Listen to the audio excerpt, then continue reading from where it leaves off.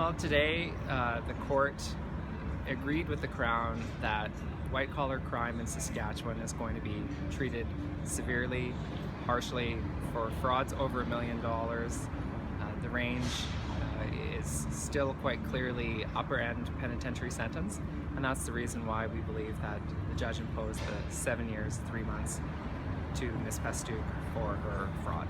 The issue is that asking for the restitution is just as important.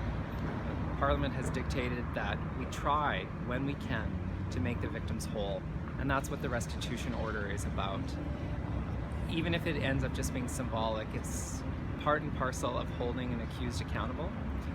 This particular offender is not that aged compared to other offenders that have been sentenced in Saskatchewan. So we hope that Ms. Pastuch, once she's released from prison, may be employable and may be able to make right the harm that she inflicted on the victims of this fraud.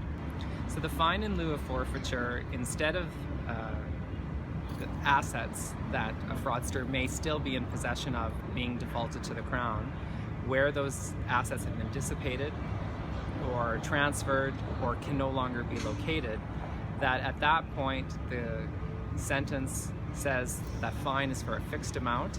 In this case, it's for the full amount of just over $5.5 million.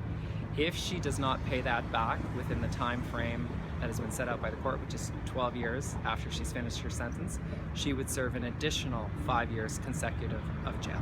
Cases do tend to be a bit on the unique side, often due to the volume of the material that will have to be presented.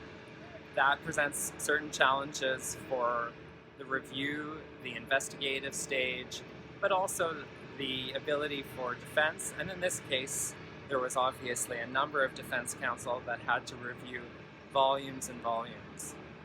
Just returning to my office today, I noted that this case, although predominantly electronic in court, does take up 7 bankers' boxes of material. So it's a lot of paper, it's a lot of material, and we want to get it right.